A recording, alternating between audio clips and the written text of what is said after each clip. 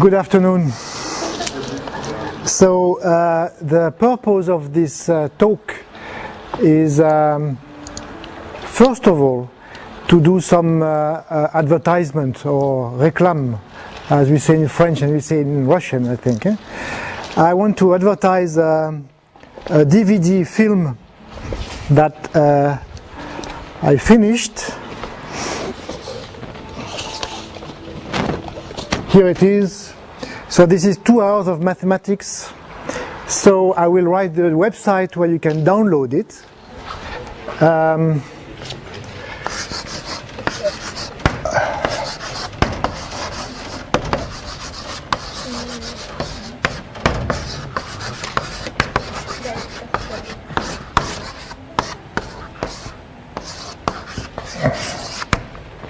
So this DVD contains 9 chapters of mathematics. Each chapter is 13 minutes long. Now, the first chapter is very, very elementary, probably too elementary for you. The last chapter is maybe accessible, maybe for you. And the level is increasing gradually. I hope you can enjoy it. So the language is in French, English, Spanish, and Arabic, and I hope soon there will be a Russian version. For the time being, we have subtitles in 12 languages, including Russian. So what I propose to show you today is an extract from this film, 2 chapters, so 26 minutes I can sit down, and you look at the film. And these 2 chapters concern the so-called Hopf vibration. So this is one of the most difficult parts in the film. Moreover, I have to apologize because I will put it, of course, with Russian subtitles. And I discovered this morning that there are some small mistakes in Russian. So I am not guilty for that. If you want to complain, just complain to Victor, okay? Anyway, so here's the idea. So we spend 26 minutes looking at the film, and after that I plan to make some comments on the Hopf vibration and maybe about algebraic curves. And to finish, if I have enough time, I plan to explain to you not what I would like to prove, but what I'm trying to understand today. I mean, what I'm reading in my room today. Okay, so let's begin by. So this is the. Let me choose the Russian subtitles.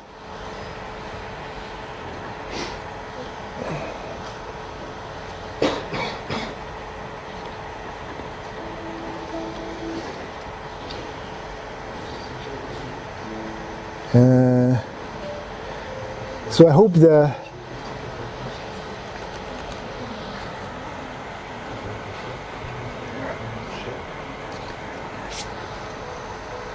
can you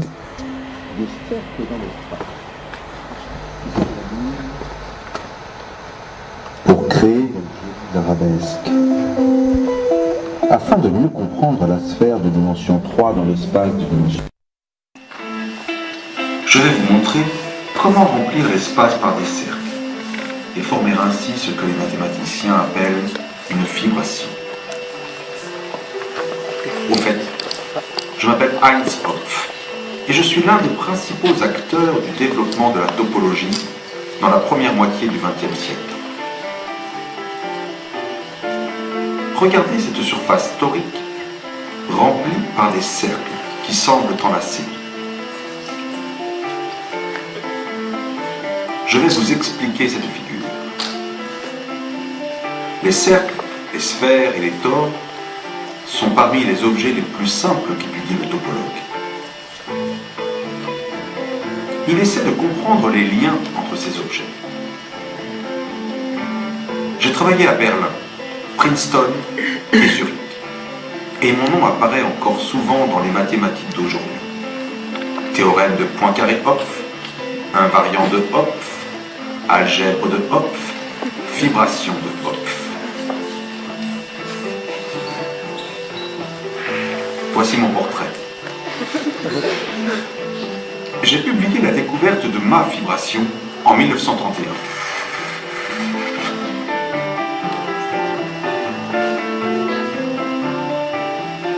Mais comme toujours, il faut dire que je me suis appuyé sur de nombreux prédécesseurs, comme par exemple Clifford, que vous voyez ici, qui a travaillé au XIXe siècle en Angleterre.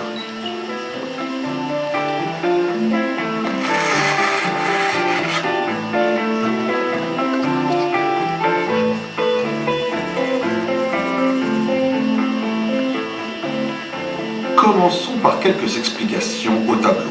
Blanc, cette fois-ci. Que voyez-vous? Un plan de dimension 2, me direz-vous. Eh bien, oui et non. C'est bien un plan de dimension 2, mais c'est un plan de dimension 2 complexe, c'est-à-dire un espace de dimension 4 réel. Allez, un petit effort.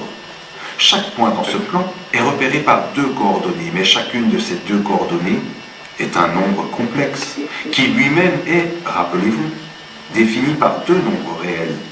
Chacun des axes est une droite complexe, c'est-à-dire que les points sur les axes ont une coordonnée qui est un nombre complexe.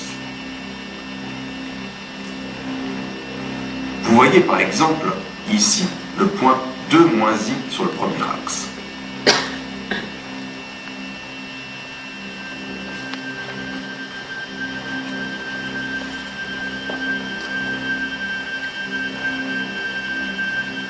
La même chose pour l'autre axe, celui des ordonnées. Ici, on voit le point 1 moins 2i sur cet axe.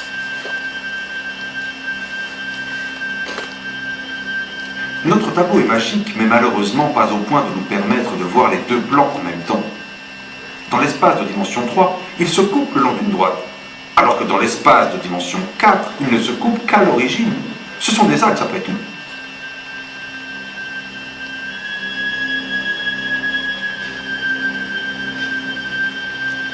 Que voyez-vous maintenant? Le cercle? Oui et non. Ce que vous voyez, ou plutôt ce que vous devez imaginer, c'est l'ensemble des points de l'espace de dimension 4 qui sont à distance unité de l'origine. Autrement dit, ce n'est ni plus ni moins que la sphère S3. Bon, bien sûr, il faut un peu d'imagination.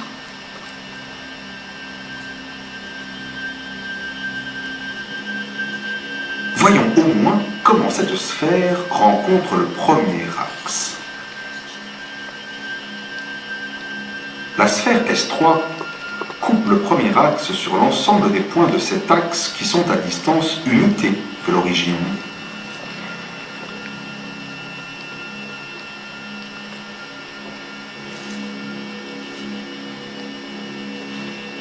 Vous voyez, la sphère S3 coupe le premier axe sur un cercle. La même chose est vraie pour le deuxième axe, qui rencontre également la sphère S3 sur un cercle, représenté en bleu. Mais voyons, ce qui est vrai pour la droite horizontale et la droite verticale est aussi vrai pour les autres droites qui passent par l'origine.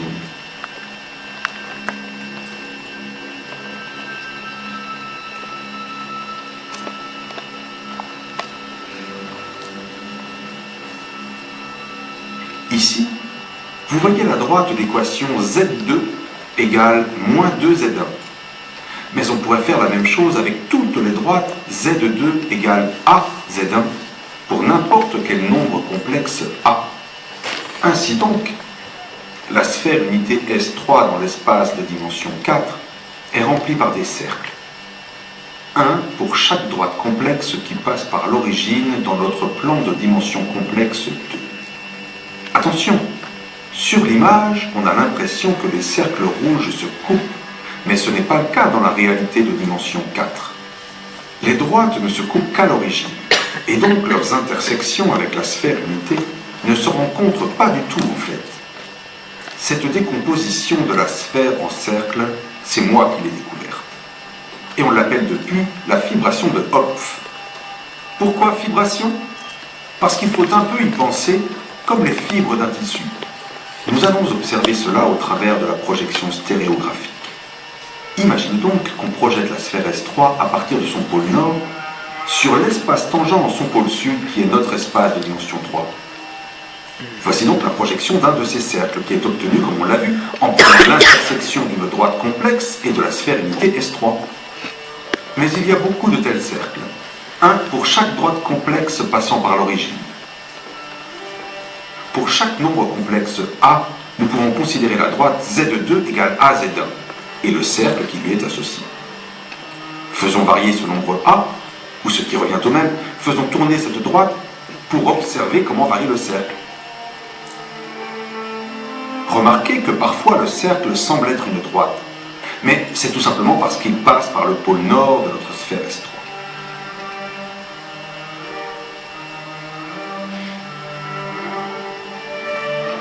Observons deux de ces cercles en même temps. En bas à gauche, ce sont deux nombres complexes mobiles, A, rouge et vert.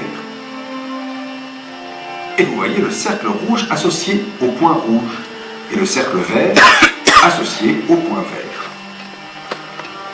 Vous voyez que deux cercles quelconques sont enlacés comme les anneaux d'une chaîne. Il est impossible de les séparer sans les casser.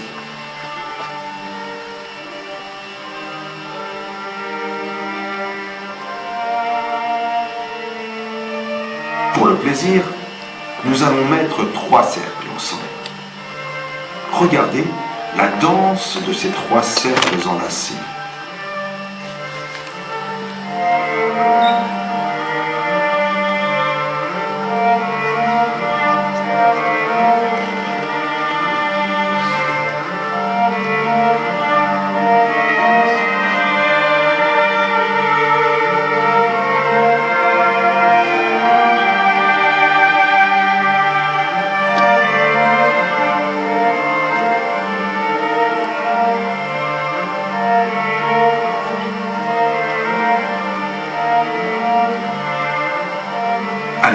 Nous allons prendre plein de droites complexes, un peu au hasard, et nous allons observer tous ces cercles en même temps, juste pour voir.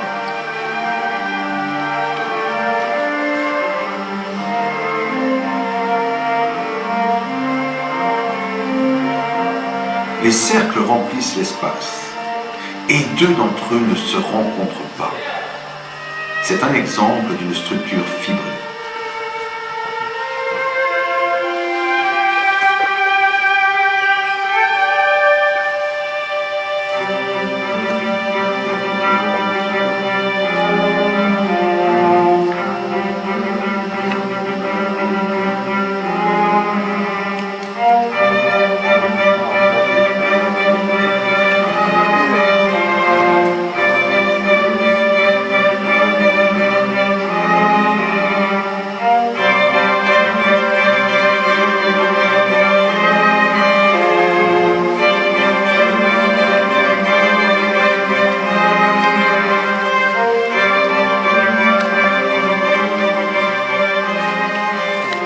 Essayons d'y voir un peu plus clair et revenons au tableau pour un instant. Voyons, nous avons un cercle de Hopf pour chaque droite. Chacune de ces droites a une équation de la forme Z2 égale AZ1, où A est un nombre complexe, la pente de la droite, qui est matérialisée par le point rouge qui se promène sur la droite verte. À vrai dire, l'axe vertical n'a pas d'une équation de cette forme. Mais on peut dire que c'est le cas où A devient infini. Mais n'oublions pas non plus que A est un nombre complexe. La droite verte, elle aussi, est une droite complexe, bien sûr, c'est-à-dire un plan réel. Résumons. Les droites complexes qui nous intéressent sont complètement décrites par un point de cette droite complexe, sans oublier d'y ajouter le point à l'infini.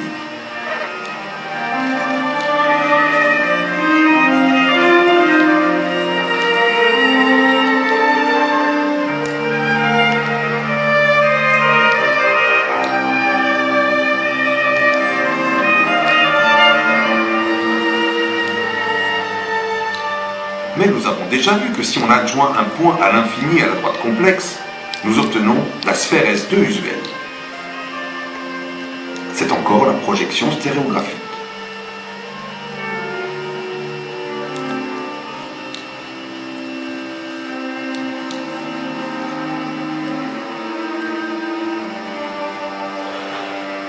Ainsi donc, les droites complexes qui nous intéressent sont décrites par les points de la sphère jaune, la sphère S2 de dimension 2.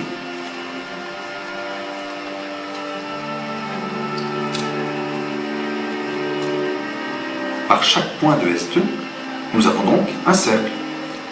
Mais un cercle, on peut dire que c'est une sphère de dimension 1, n'est-ce pas? Et tous ces cercles remplissent la sphère S3. Chaque point de S3 appartient à un seul de ces cercles et définit donc un point de S2.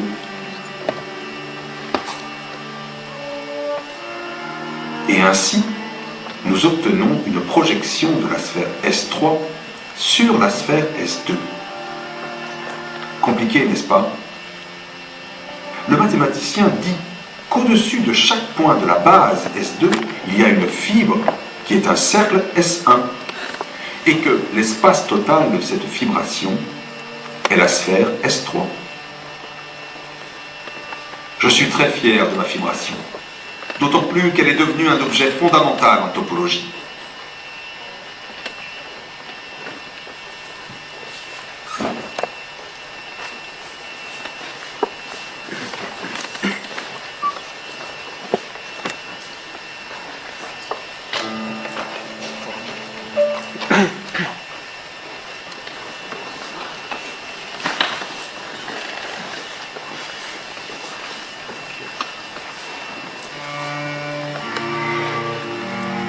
Reprenons la sphère S2 avec ses parallèles.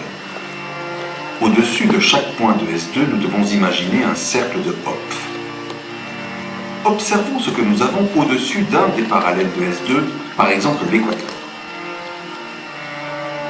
Voici ce qui est au-dessus d'un autre parallèle qui se déplace vers le sud. Pourquoi le torse semble-t-il devenir tout fin? Parce qu'au-dessus du pôle sud, il n'y a bien sûr qu'un seul cercle.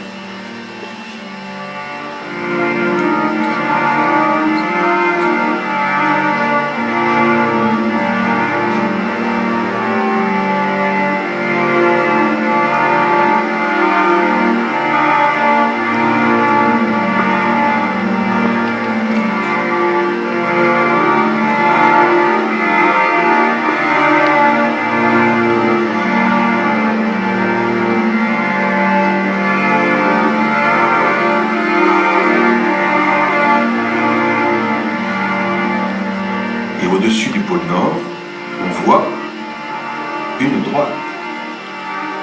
En fait, un cercle qui passe par l'infini. C'est la droite rouge.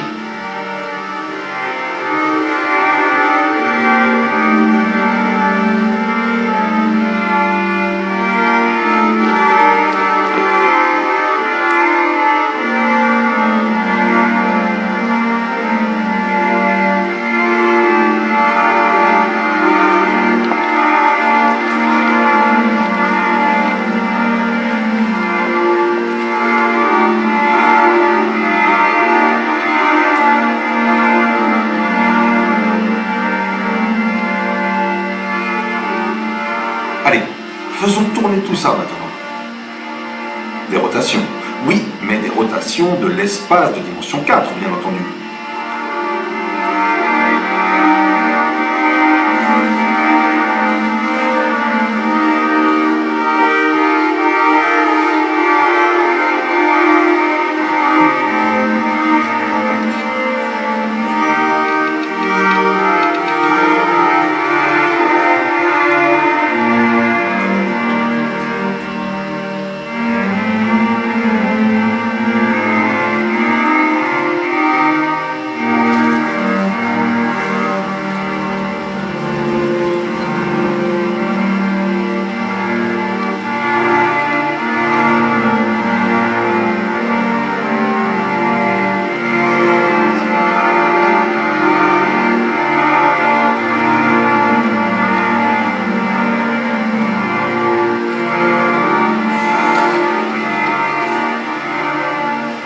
Pour être honnête, je dois dire qu'une partie de ces figures était déjà connue bien avant moi. On attribue au marquis de Villarceau l'existence de 4 familles de cercles sur le tore, mais on en trouve en fait des indices par exemple dans une sculpture de la cathédrale de Strasbourg.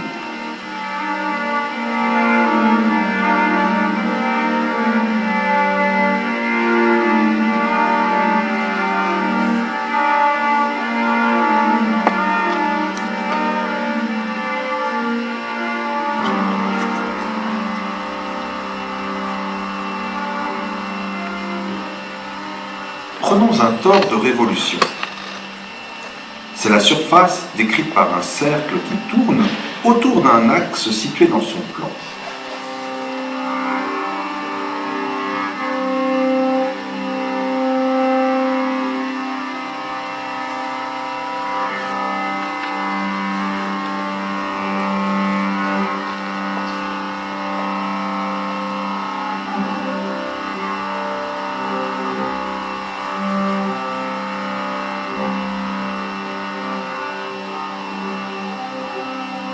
Observons la section du tore par un plan. Remarquez ici comment j'ai choisi le plan. On dit qu'il est bitangent au tore, tout simplement car il est tangent en exactement 2 points.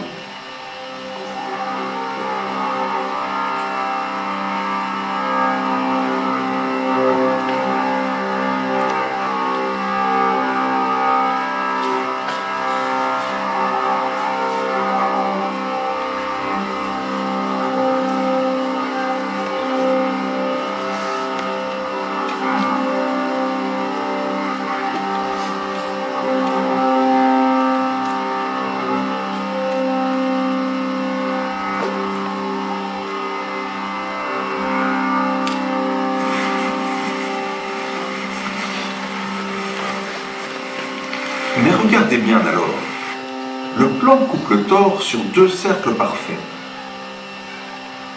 Ceci est le théorème de Villarceau. Un plan bitangent à un tore le découpe sur 2 cercles.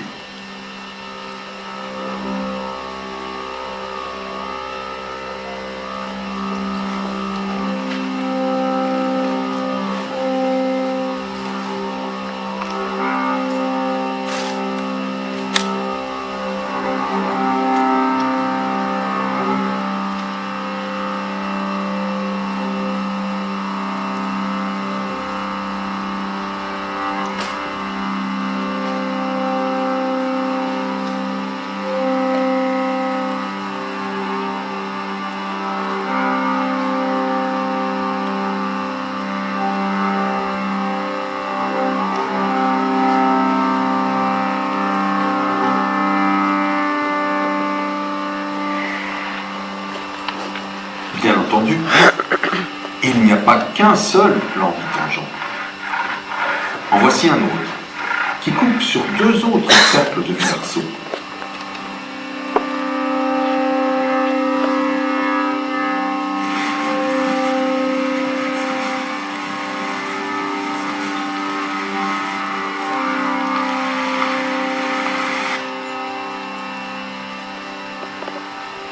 Et on peut faire la même chose pour tous les plans bitangents. Il suffit de faire tourner.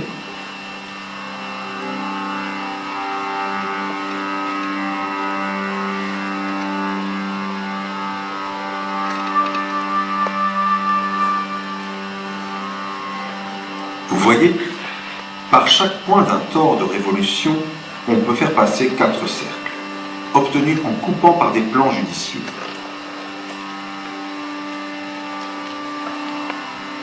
L'un de ces cercles est un parallèle.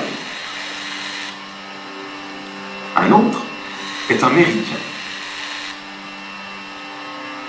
Puis un premier cercle de Villarceau et un deuxième.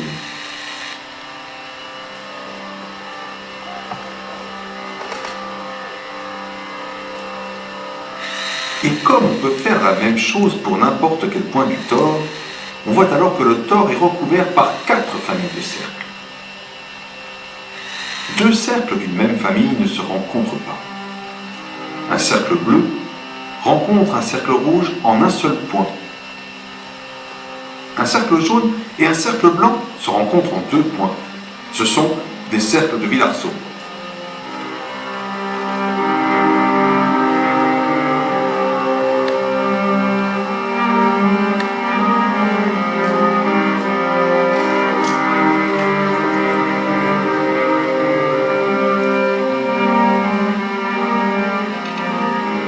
Regardez bien les cercles jaunes. Ce sont des cercles de Hopf. Vous vous souvenez quand nous observions ce qui est au-dessus d'un des parallèles de S2, on voyait un tore rempli par des cercles enlacés 2 à 2, tout comme ce tore rempli par ces cercles jaunes. Et les cercles blancs, me direz-vous? Eh bien, ce sont les fibres d'une autre fibration de Hopf, celle qui est obtenue en regardant la première dans un miroir.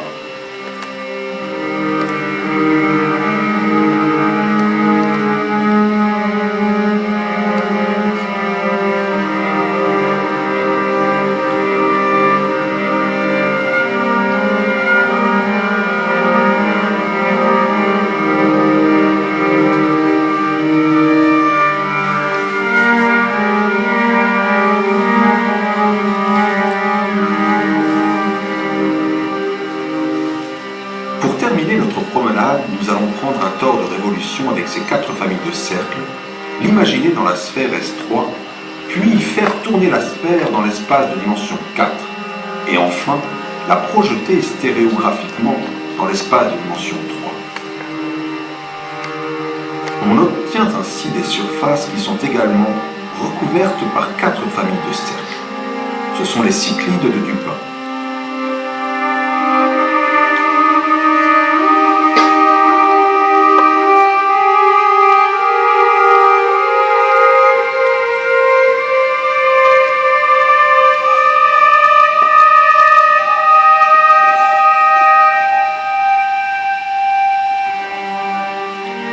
Parfois, lorsque le tore passe par le pôle de projection, la surface passe par l'infini.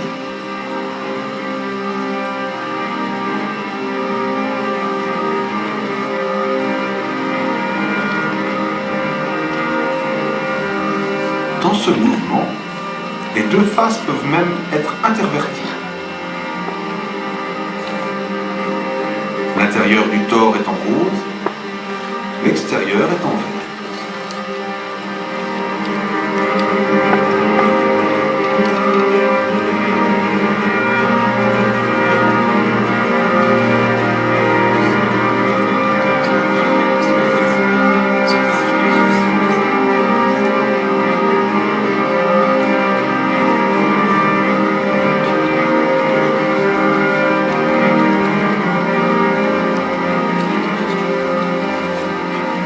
Simple rotation dans la 4e dimension et hop, le vert devient rose et le rose devient vert.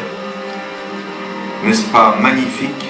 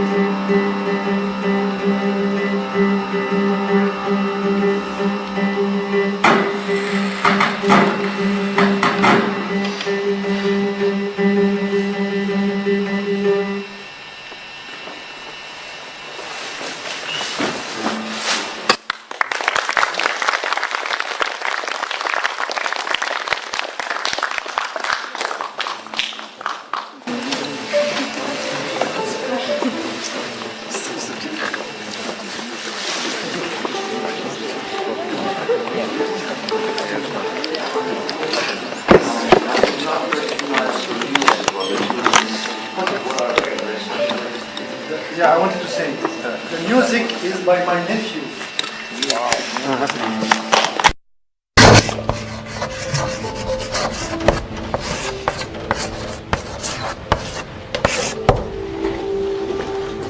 Okay, especially created for that.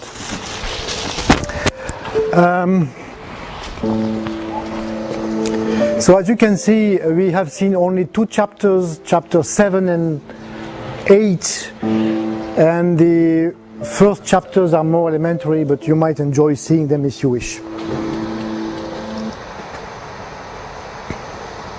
Okay.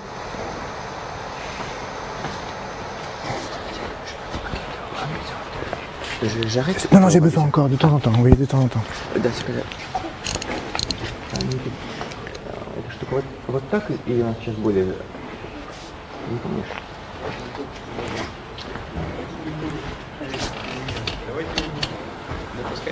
Oh, oh laisse-le comme ça peut-être, non? Non, c'est... Et je vais l'ouvrir après, hein? D'accord. Thank you.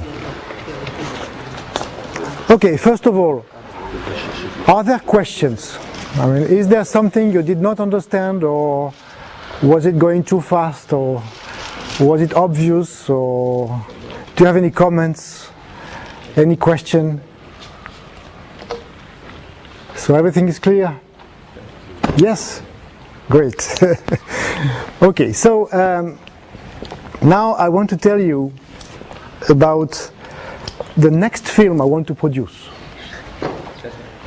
So you have seen in this film that the Hopf vibration tells us about the way a line in the complex plane behaves locally in the neighborhood of a point. You see, this is a picture on the blackboard, but we did our best to show you the picture in 4 dimensions. Since this is a complex line, this is a complex line, this is 4-dimensional. This circle is actually a 3-dimensional sphere. And this line here is also a complex line, hence a 2-dimensional object. And what we did in the film was to take this sphere of dimension 3, and in order to see it, we deleted a point from it, and we projected stereographically on a plane, on the space of dimension 3.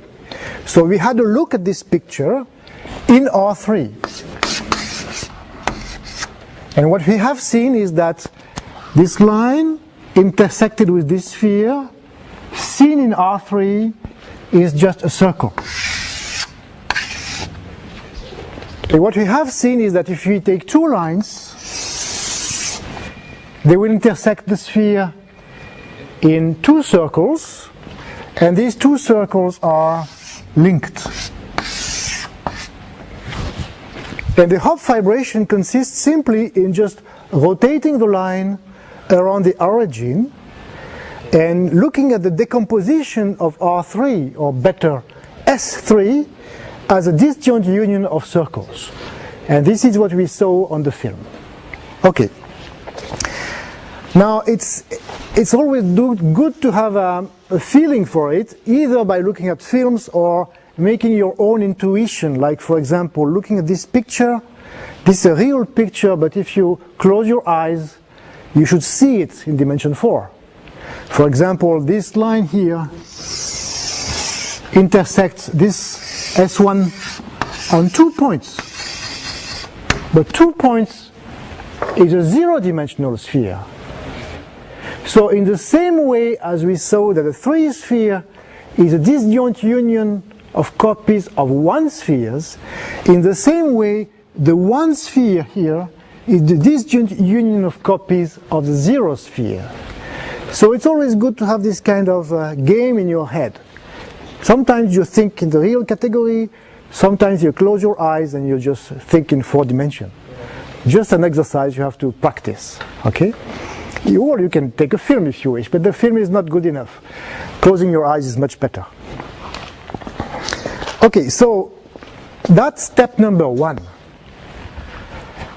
What is interesting is not only to understand the local picture of a line in the neighborhood of a point, but what we would like to understand is the local picture of a curve in the neighborhood of a point, especially if the curve is singular.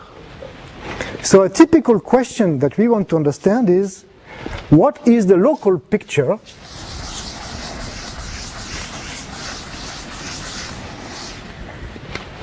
you now take a curve in the plane, but when I say plane, I draw a real plane because the best I can do, but I think of a complex plane, and now I take a curve like, for example, x squared is equal to y cubed.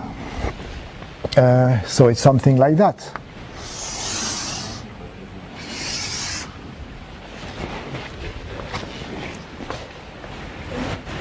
Okay, it's something like that. But the real picture, the picture on the blackboard, is a very poor description of the complex picture. The complex picture contains much more information about the local singular point that we have here. And this is what I want to show you. We are going to play the same game. Instead of cutting a line by a little sphere, we will cut the curve by a little sphere.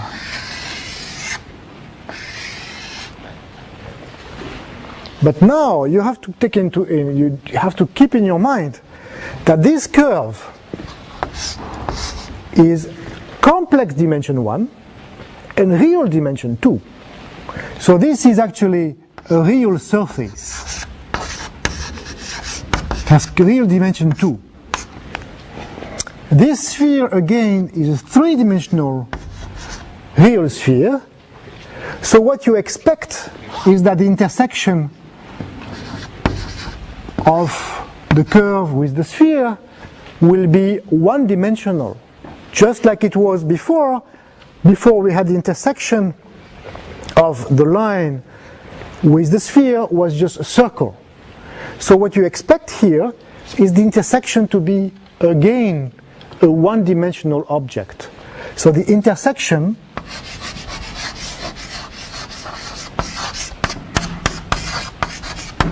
is a one-dimensional object. So it is a curve in 3 space, and a curve in 3 space is called a knot. So what you are going to see is a knot in 3 sphere.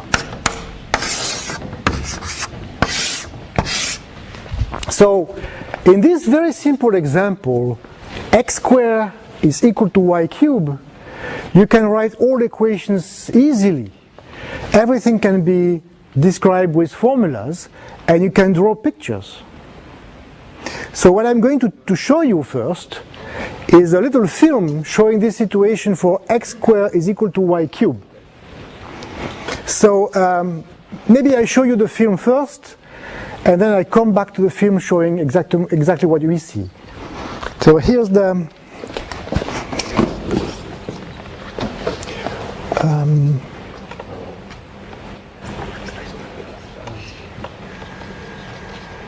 Well, this is done, you might try guessing what knot is going to appear.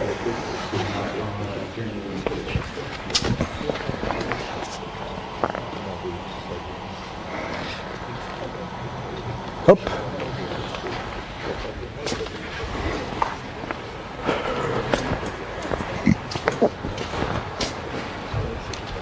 So what you see, too late. What you see is the most simple non-trivial knot. It is called a trefoil knot. I hope it will be obvious why it is trefoil knot in a second, but let me show you this little film and then I explain what it is. Oops! What do you see here? Well, since we draw a picture in complex dimension 2, it's a good idea to draw the axes. Well, we know the axes intersect the sphere and half circles. So one of the two axes is the blue line, And the second axis is the green line, the green circle. So the green circle is x is equal to 0. And the blue line is y is equal to 0. Why is the line a line and the circle a circle? Because I'm taking stereographic projection from a point which turns out to be exactly on the line. Okay, so let me go on. So we are just rotating in 4 space. And you see that the circles, the green circle and the blue circle, rotate again. Okay, now I show you something else.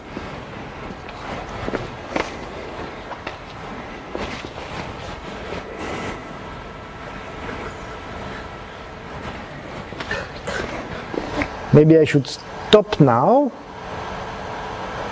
and explain what it is. Could I have some light, maybe? Свет, пожалуйста. Oh, sorry.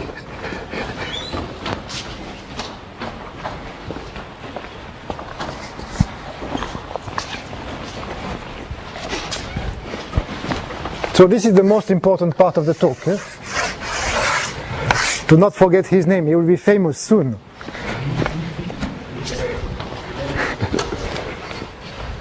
Okay, so don't forget, we want to understand the local picture of a curve like x squared is equal to y squared, or x squared is equal to y cubed, in the neighborhood of the origin. So what you see in yellow is the corresponding knot intersection of the 0 locus with the 3 sphere. Now if you want to understand better, there's a simple idea, which is instead of drawing the set of points where x squared is equal to y cubed, you could draw the set of x and y's such that x squared minus y cubed is a positive real number.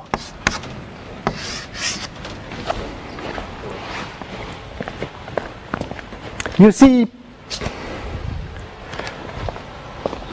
positive real numbers is a codimension 1 object in complex numbers.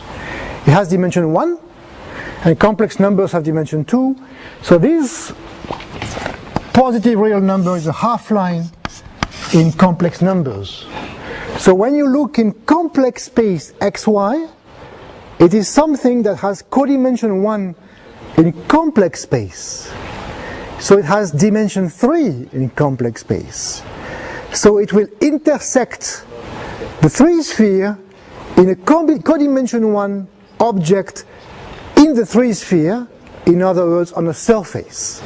And what you see in blue and green is a surface which is the locus of points for which x squared minus y cubed is a real number, positive real number. As you can see, its boundary is the knot, the yellow knot, because the boundary of positive real numbers is just a 0 point. Okay? So what you see here is really a surface. It's called a Seifert surface. It is a surface whose boundary is the given trefoil knot. Now if you want to understand the situation even better, an idea is, instead of looking at those pairs of points x and y's for which x squared minus y cubed is positive real, you can, instead of taking this half line, you can take other half lines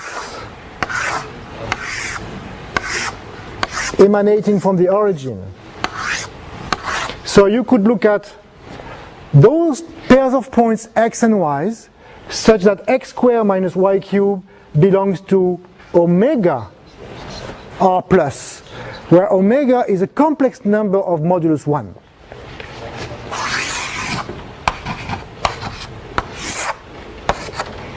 So for each omega, which can be any element of the unit circle, you get a half line, and you can look at the points xy for which x squared minus y cubed belongs to this half line, and this produces another surface having the same boundary.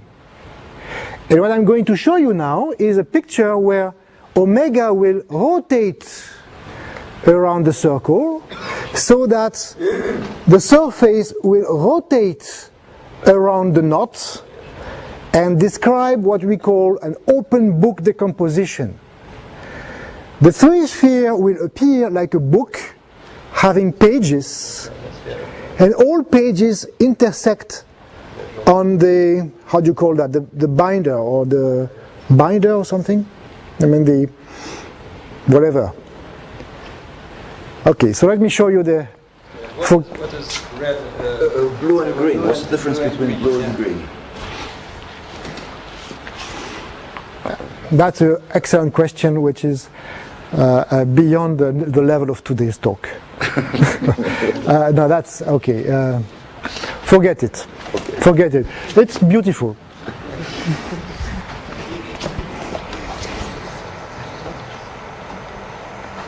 Okay, so you see the surface is rotating and is, when omega describes the full circle, the surface will rotate around the knot and describe what we call a fibered knot. The complement of the knot fibers over the circle by this mapping. Now, I will show you several of these surfaces at the same time. Since it's difficult to see everything at the same time, I only show the neighborhood of these surfaces in the neighborhood of the knot. So here you can see 4 of these surfaces rotating around the trefoil knot.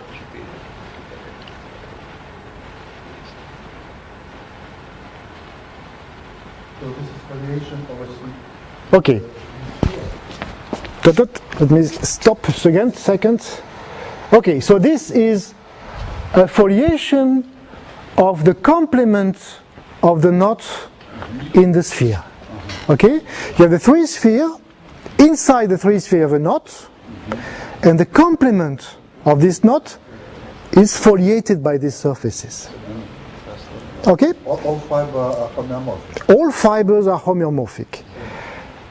A good exercise is to understand homeomorphic to what? Do you know the answer? They are all homeomorphic to a torus minus a disk. Okay? Okay, now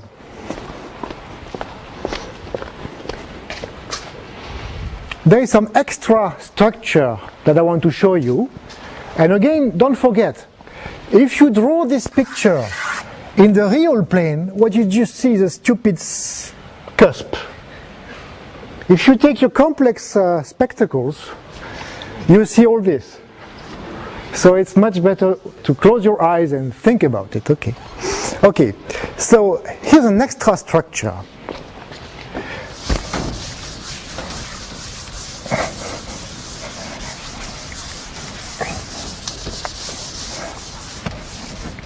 Notice the following. If x squared, if you replace x by omega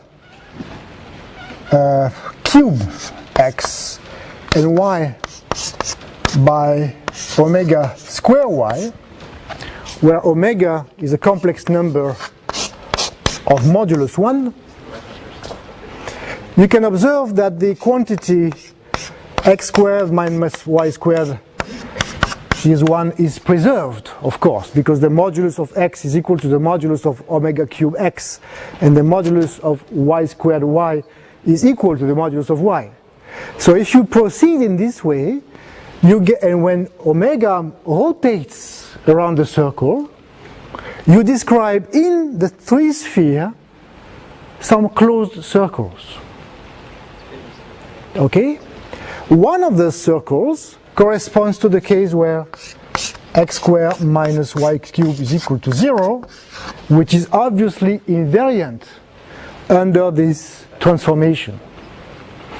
So what I'm telling you is that not only the complement of the knot is filled by surfaces, but also the complement of the knot is filled by curves.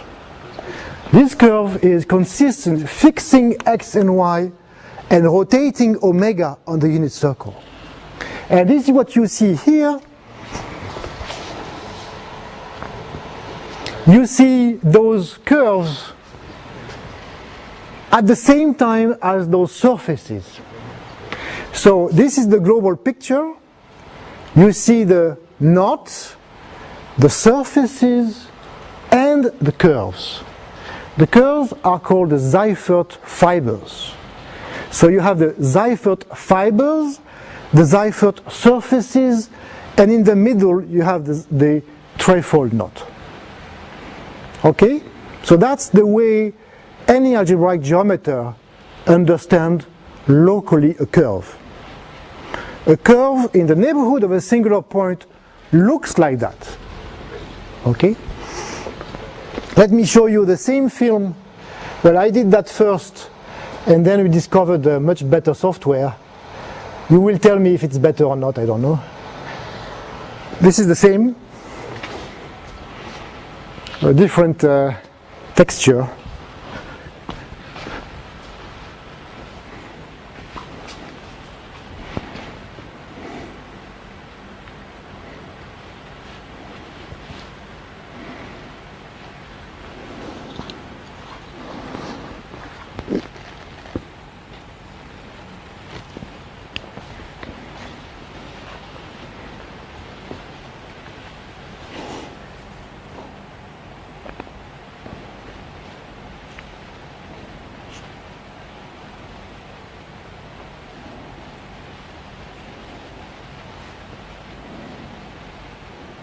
Which one do you prefer? This one or the first one? The first one? It's very good, but this is quicker. This is quicker. Yeah. I can make it slow. Okay.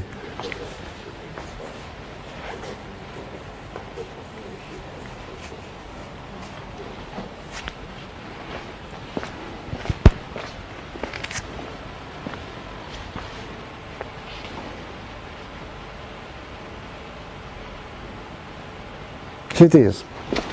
Okay, now let me show you that what we have seen for a line, what we have seen for this example, turns out to be true in general, for a general curve. So here's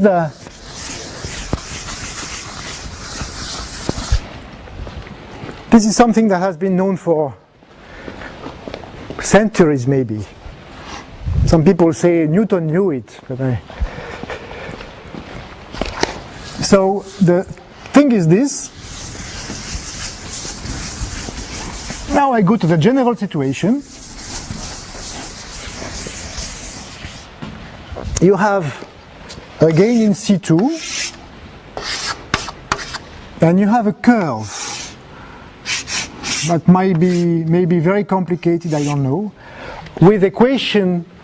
Let's say P of x and y is equal to 0, where P of 0 and 0 is equal to 0. P is a polynomial.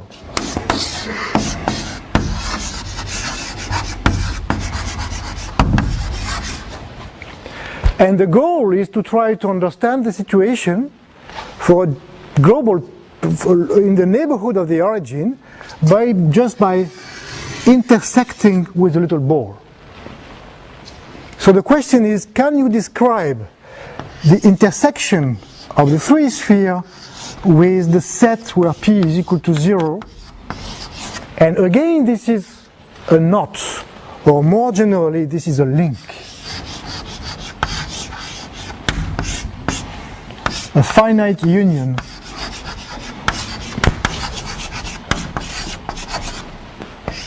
of knots. And a very old question was to understand what kind of knots we get with this construction. Can we recover the structure of the curve from the knot? Can we recover the knot from the equation of the curve? And this is now very well known. And one of the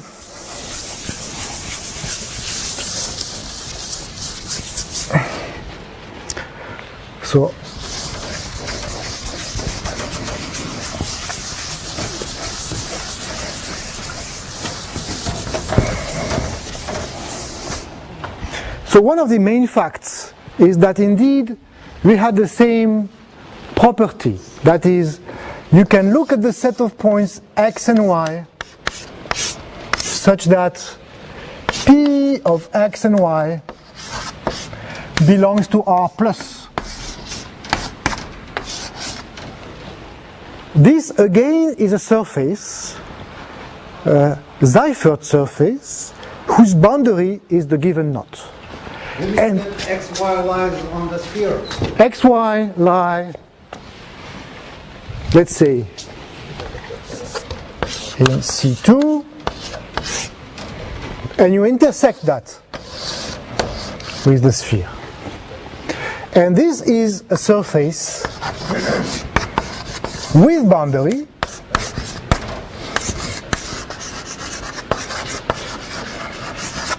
whose boundary is the knot, the link.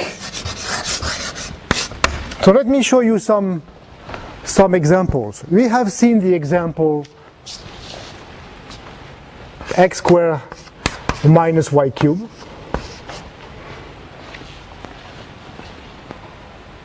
Let me show you the example.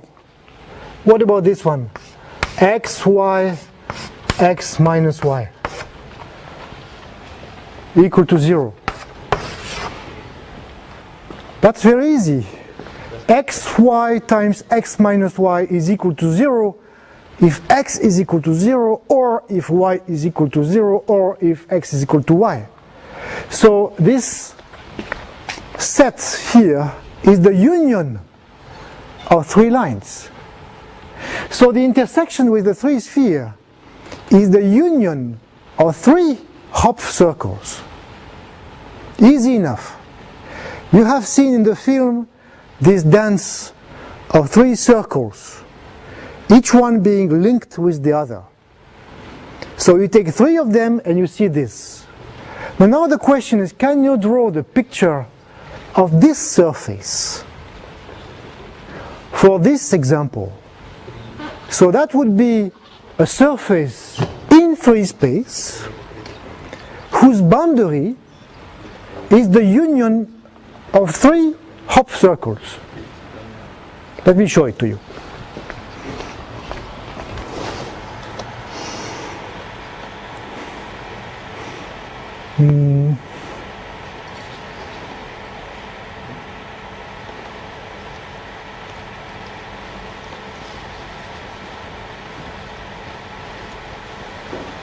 Here you see the three Hopf circles. As you know, you can see three circles. One is x is equal to 0, the other one is y is equal to 0, and the third one is x is equal to y.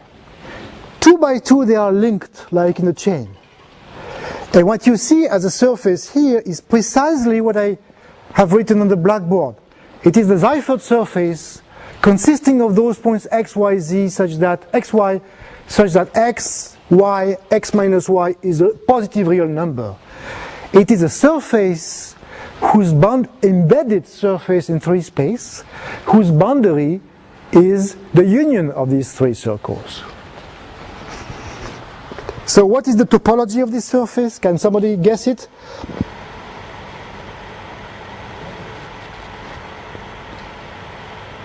It is homeomorphic to a pair of pants.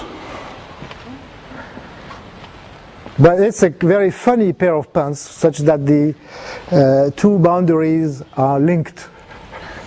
Okay, okay. Has two boundary components, one here and one here and one here. But any two of the boundary components are linked. Can you guess that? What? What? So it would not be so easy to fit into this pan. I don't think so. Okay, now let me give you a theorem. This theorem is due to, I don't know, Puiseux, or I don't know, old theorem.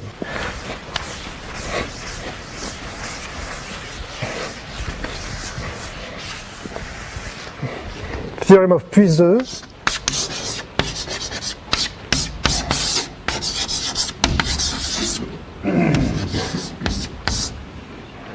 So Puiseux is a very famous man, not for being a mathematician, but he's very famous for having climbed the highest peak in the Alps. And many summits have his name as, you look at the map of the Alps, you can see Puiseux there. Right? He's also somehow known in mathematics for this. Lex 1A inside. What? Puiseux. No, it's Puiseux. Puiseux. No, it's Puiseux. No A. No. I think so, yeah, Puiseux. Yeah. So the theorem is this. P is equal to 0. Intersection with the 3 sphere is an iterated torus knot.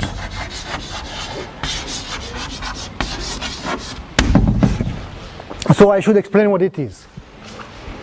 You take a torus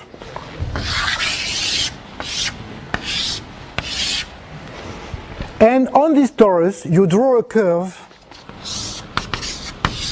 which is going around the torus p times in one direction and q times in the other direction. You get a complicated knot in 3 space. This is called a torus knot PQ. Then you take a small neighborhood of this knot and you draw a torus around it. And on this torus you draw a P prime Q prime knot. So something rotating around the thing which is rotating as before. And you do that a finite number of times. So you take this torus knot PQ, then you turn around this knot P prime Q prime, and then you turn P double prime Q double prime, etc. You do it a finite number of times and you get a knot. These are called the iterated torus links or knots. And the theorem of Puiseux is that when you look at a locally the structure of an algebraic curve, what you see is precisely this kind of knots. Not only that, but you can discover the integers p, q, p prime, q prime. You can ask your computer to compute them just from the coefficients of p and q. I have in my Macintosh just a simple program. You write the polynomial and immediately you get the p, q, p prime, q prime, etc., etc. Okay, so that's the kind of final answer describing the local structure of an algebraic curve in the neighborhood of 1 point. Let me show you. So you get a link if P and Q are not co-prime? Yes, when P and Q are not co-prime, you get. Let me show you an example.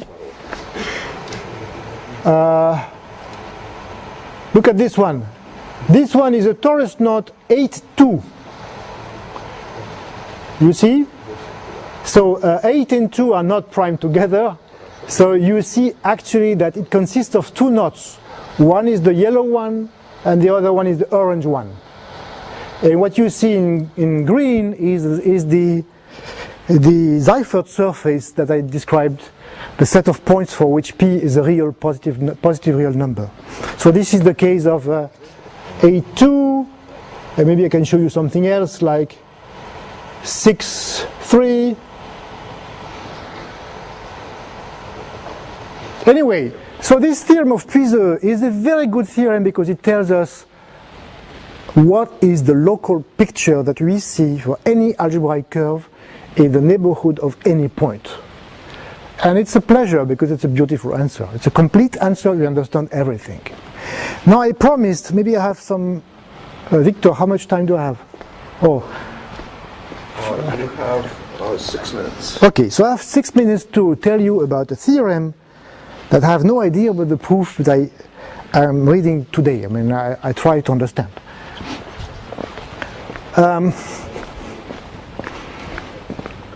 It is a theorem which deals not with algebraic curves, but with something that has been introduced by Gromov called pseudo-holomorphic curves.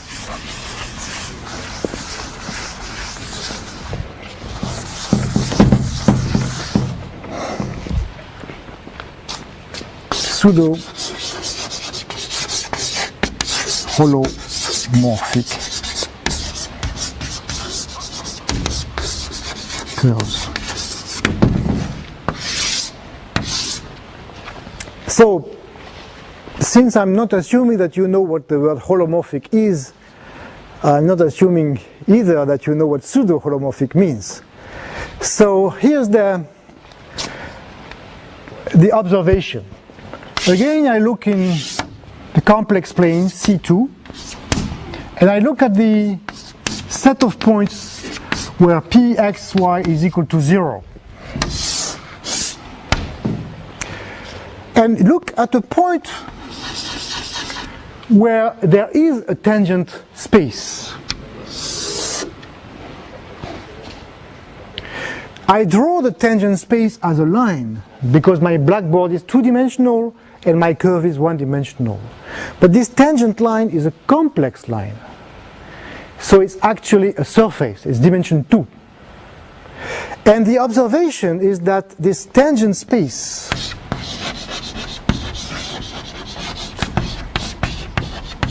at some point, at any point, x0, y0, this tangent space is a two-dimensional space, but is one-dimensional from the complex point of view, which means that it is a one-dimensional complex vector space. In other words, if you have a vector v which belongs to this tangent space T, then if you multiply this vector by root of -1, it also belongs to T. So the tangent space to those algebraic curves have this nice property that they are complex vector space. The tangent space is invariant by multiplication by root of -1. Okay, that's an obvious observation. Now the observation of Gromov, which was really, I have no time to explain that, which was really fundamental in the development of symplectic geometry in the last 20 years, is that it is a very good idea to deal with curves which have this property, but maybe not for this standard complex structure. So here's the definition.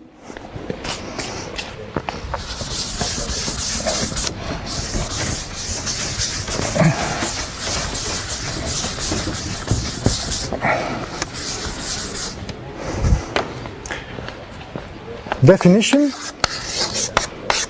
an almost complex structure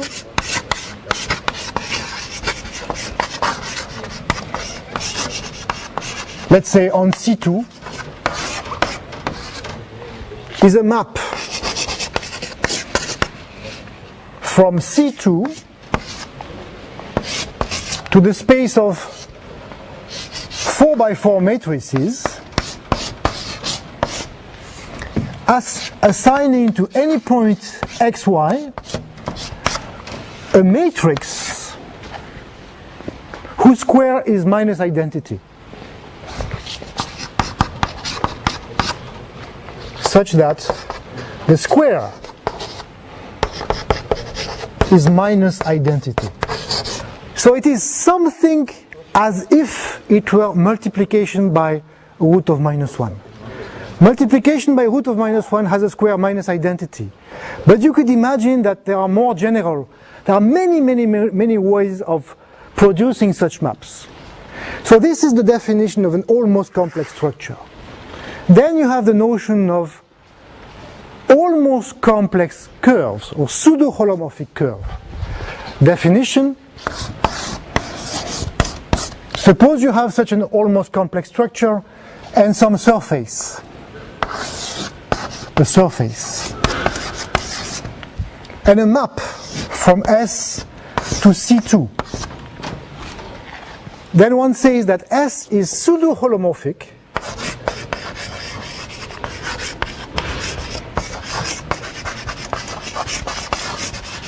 if we have this property. If for every point x0, y0,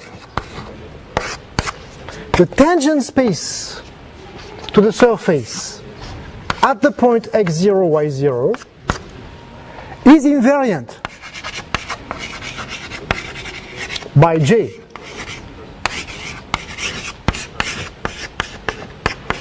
So this is the exact same definition by J of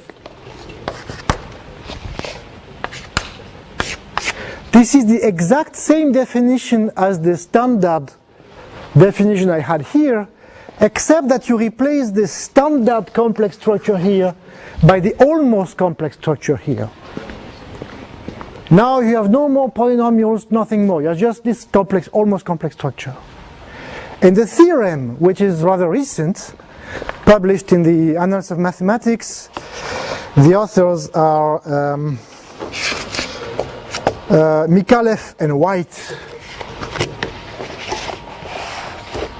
Well, the theorem is Puiseux theorem. Micallef and White prove that they extend Puiseux to pseudo-holomorphic curves.